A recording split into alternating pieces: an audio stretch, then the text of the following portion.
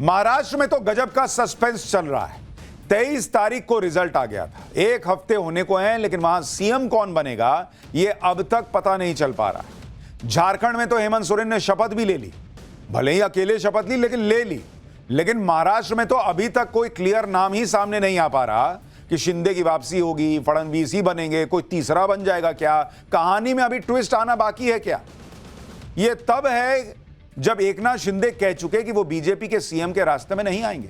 इसके बाद अमित शाह के साथ कल देवेंद्र फडणवीस, एकनाथ शिंदे और अजीत पवार की लंबी मीटिंग भी हो चुकी है। कल शाम को देवेंद्र फडणवीस का नाम भी सीएम के तौर पर चल रहा है और ऐसा माना जा रहा है कि फडणवीस का सीएम बनना लगभग तय है। लेकिन फिर सवाल उठता है कि अगर फडणवीस का सीएम बनना तय है, शिंदे ने कह ही दिया कि भाई बना लो, हमको कोई दिक्कत नहीं है, तो अंदर चल क्या रहा है? नाम का ऐलान क्यों नहीं हो रहा? क्या कहानी में ट्विस्ट अभी बचा हुआ है? इतना सस्पेंस क्यों है भाई? नरेंद्र मोदी और अमित शाह के दिमाग में चल क्या रहा है यह कहना बड़ा मुश्किल है। मोदी शाह क्या महाराष्ट्र में किसी नए ट्विस्ट की तैयारी में है? अब यह सवाल लोगों के मन में उठने लगा है, क्योंकि मोदी शाह ऐसे सरप्राइज देते रहते हैं। एमपी, राजस्थान, छत्तीसगढ़ और ओडिशा, ऐसे कई उदाहरण आपको मिल जाएंगे जब सीएम के लिए नाम किसी और का चलता रहा लेकिन सीएम कोई और बन जाता है। भाई आप मध्य प्रदेश देखिए, मध्य प्रदेश में शिवराज सिंह चौहान, भाई मध्य प्रदेश में इस बार भयंकर बीजेपी जीती, जबरदस्त जीती, तो लोगों का लगा कि भाई मामा की वापसी होगी। मामा आ गए केंद्र में, वहां बन गए मोहन यादव सीएम। इसी तरह जिनको लग रहा है कि महाराष्ट्र में जबरदस्त जीत मिली है तो हो सकता है फडणवीस की वापसी होगी। कौन जाने कुछ नया ट्विस्ट आ जाए। भाई क्या चल रहा है अभी कोई नहीं जानता। महाराष्ट्र में अंदर ही अंदर क्या हो रहा है ये सब आज आपको बताने का प्रयास करेंगे, जो सूत्रों के हवाले से पता चल रहा है, जो इधर उधर से खबर आ रही है। दरअसल कल अमित शाह से मीटिंग के बाद एकनाथ शिंदे के भी तेवर बदल गए। शिंदे क्या करना चाहते हैं यह भी अपने आप में बड़ा सस्पेंस बन गया। यह कल की तस्वीर है।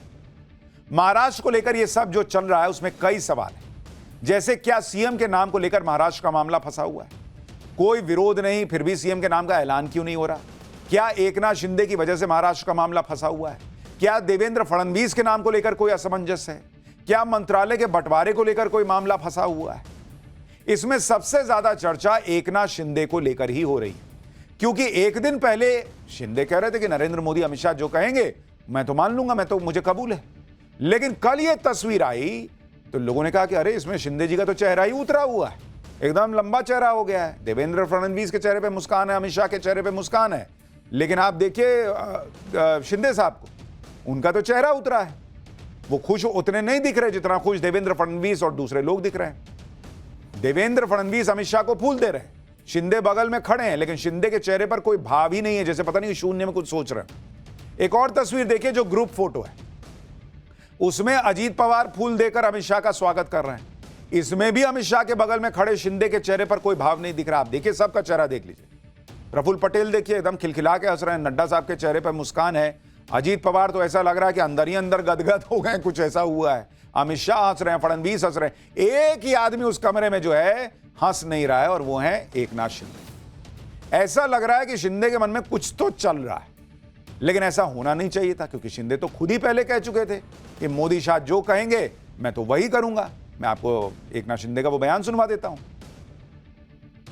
कल आदरणीय प्रधानमंत्री जी से भी बात की, उनको भी कहा सरकार बनाने में हमारी तरफ से कोई अड़चन नहीं है, आप निर्णय ले लो, जैसे आपके भारतीय जनता पार्टी को आपका निर्णय अंतिम लेता है।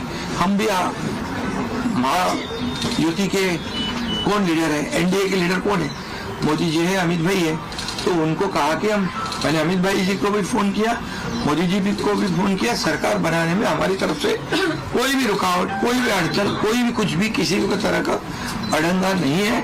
आप बेशक आप निर्णय ले लो, उस निर्णय की तामील हो जाएगी, निर्णय की अमल हो जाएगी। और मैं आज आप सबको कहता हूँ कि भारतीय जनता पार्टी के वरिष्ठ नेता जो निर्णय लेंगे मुख्यमंत्री पद के बारे में, जो उनका कैंडिडेट होगा, उसको हमारा शिवसेना का पूरी तरह समर्थन है। अब शिंदे ने तो कहा था कि बीजेपी फैसला कर ले कौन सीएम होगा, मेरा पूरा समर्थन है। अगर बीजेपी अपना सीएम बनाना चाहती है तो कोई बात नहीं, वो अपना सीएम बना ले, पूरा सपोर्ट रहेगा हमारा। जब ऐसी बात कह दी तो फिर मुंह लटकाने का तो कोई मतलब ही नहीं है। लेकिन अमित शाह के साथ मीटिंग में शिंदे की जो तस्वीर आई उससे मैसेज तो यही गया कि शिंदे के मन मुताबिक सब कुछ नहीं हो रहा है।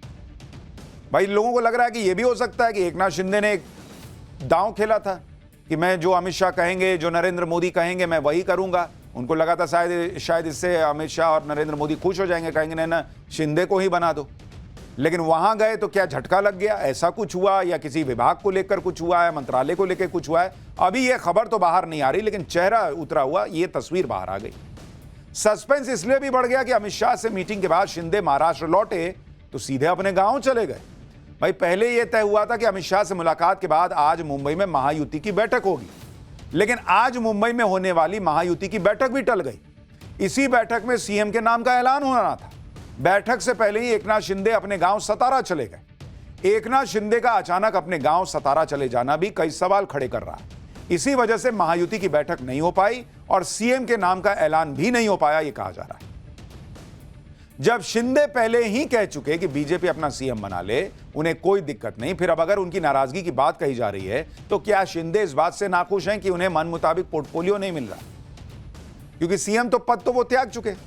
कहा जा रहा था कि शिंदे को डिप्टी सीएम बनाने का ऑफर है, लेकिन शिंदे डिप्टी सीएम नहीं बनना चाहते, कुछ ऐसी भी खबरें हैं। यह भी कहा गया कि शिंदे को केंद्र में मंत्री बनाने का ऑफर है, लेकिन उसके लिए भी वो तैयार नहीं है, ऐसा सूत्रों का कहना है। शिंदे अपने बेटे को डिप्टी सीएम बनाना चाहते हैं, लेकिन बीजेपी की तरफ से यह कहा गया कि डिप्टी सीएम बनना है तो शिंदे को ही बनना होगा। शिंदे के करीबी नेता संजय शिरसाट ने तो कह दिया कि शिंदे कभी डिप्टी सीएम बनेंगे नहीं और ना ही केंद्र में मंत्री बनेंगे। आप सुनिए शिंदे गुट के नेता संजय शिरसाट ने कैसे चीजें क्लियर कर दी। देखिए, हम सत्ता के लिए ये उठाव नहीं किए थे। जितनी चांस मिला है उसका प्रॉपर यूज जिसको बोलते हैं वो करने की कोशिश एकनाथ शिंदे साहब ने की है। 2.5 साल में आप देखेंगे कि पूरा माहौल उन्होंने बना दिया था।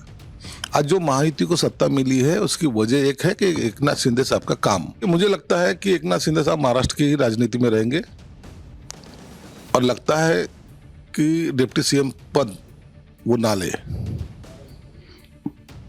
ये बहुत बड़ी बात हो सकती है। वो डिप्टी सीएम पद लेंगे नहीं, ऐसा मेरा अंदाजा है। यानी शिंदे गुट के नेताओं को लग रहा है कि ना तो डिप्टी सीएम बनेंगे शिंदे, ना केंद्र में आएंगे पॉलिटिक्स में। फिर चेहरा उतरा क्यों है भाई? शिंदे गुट के एक और प्रमुख नेता है उदय सामंत।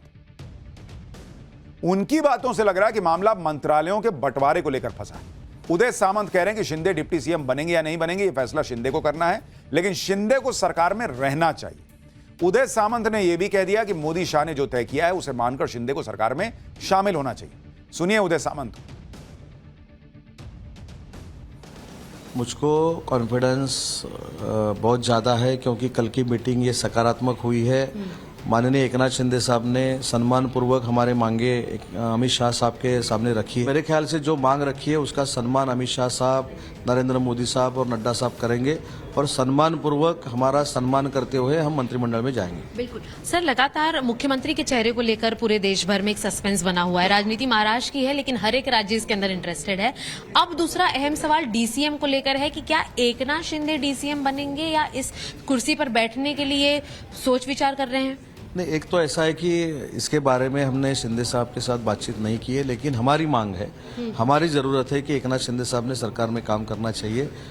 नहीं, जो फाइनल करेंगे वो एकनाथ शिंदे साहब फाइनल करेंगे, उन्होंने सरकार में रहना चाहिए, हमारी जरूरत है। लेकिन क्या आप सरकार में एज ए डीसीएम देखना चाहते हैं? नहीं, मैंने बोला ना कि जो निर्णय माननीय मोदी साहब, अमित शाह साहब, नड्डा साहब करेंगे सरकार में रहने के लिए, वो स्वीकार करके माननीय एकनाथ शिंदे साहब ने सरकार में रहना चाहिए।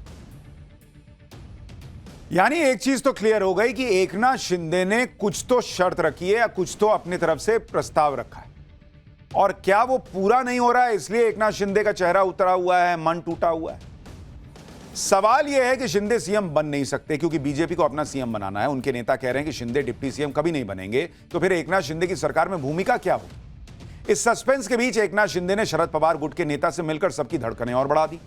अपने गांव जाने से पहले एकनाथ शिंदे से एनसीपी शरद पवार गुट के नेता जितेंद्र आव्हाड ने मुलाकात की। एकनाथ शिंदे और जितेंद्र आव्हाड की मुलाकात थोड़ी ही देर के लिए हुई। जितेंद्र आव्हाड से मुलाकात के बाद एकनाथ शिंदे अपने गांव सतारा चले गए। जितेंद्र आव्हाड वो नेता हैं जो चुनाव के दौरान लगातार एकनाथ शिंदे पर निशाना साध रहे थे। अब अचानक जितेंद्र आव्हाड का एकनाथ शिंदे से मिलना कई सवाल खड़े कर रहा है।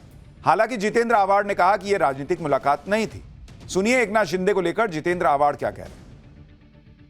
देखो वो क्या सहमत है, वो क्या लेंगे, वो थोड़ी मेरे से बातचीत करेंगे। आप मित्र हैं सर, राजनीतिक मित्र भी हैं, आपको क्या लगता है? नहीं, मुझे ऐसा है कि राजनीति में प्राप्त परिस्थिति में वो क्या निर्णय लेते हैं वो अपने पार्टी को मद्देनजर रखते हुए लेंगे ना। यानी कोई पत्ते खोलने को तैयार नहीं है कि चल क्या रहा है अंदर ही अंदर। वैसे शिंदे के बिना भी बीजेपी आराम से महाराष्ट्र में सरकार बना सकती है, क्योंकि नंबर बीजेपी के पक्ष में। अजीत पवार का भी सपोर्ट है, अजीत पवार भी चाहते हैं कि बीजेपी का ही मुख्यमंत्री हो, और नंबर गेम भी यही कहता है कि बीजेपी का ही सीएम बनना चाहिए। अगर मैं आपको तीनों पार्टियों की स्थिति दिखाऊं तो एकनाथ शिंदे अगर नाराज भी हो जाए, शरद पवार गुट के साथ चले जाएं, कुछ भी कर ले, वो अभी वहां बीजेपी की सरकार बनने से नहीं रोक सकते। क्योंकि अगर आप देखेंगे महाराष्ट्र में जो स्थिति है, महाराष्ट्र में बीजेपी के पास इस वक्त 132 विधायक हैं, 132 विधायक। इसी तरह से अगर आप देखेंगे शिंदे के पास हैं कुल 57 विधायक, 57। और अगर आप देखेंगे अजीत पवार के पास इस वक्त मौजूद हैं 41 विधायक। अब बहुमत के लिए चाहिए 145 का आंकड़ा, बहुमत के लिए 145 विधायक चाहिए। तो बीजेपी को मात्र 13 विधायकों की जरूरत है। और अगर आप बीजेपी और अजीत पवार को जोड़ दें तो इन दोनों को मिलाकर ही आंकड़ा 173 पहुंच जाता है। तो शिंदे को पता है कि अगर वो इधर उधर कहीं चले भी जाएं तो बीजेपी बिना शिंदे के सरकार बना लेगी, क्योंकि बीजेपी जो है उसके पास नंबर की कमी नहीं है। लेकिन कहा जा रहा है कि बीजेपी ये चाहती नहीं है कि वो शिंदे के बिना सरकार बनाए।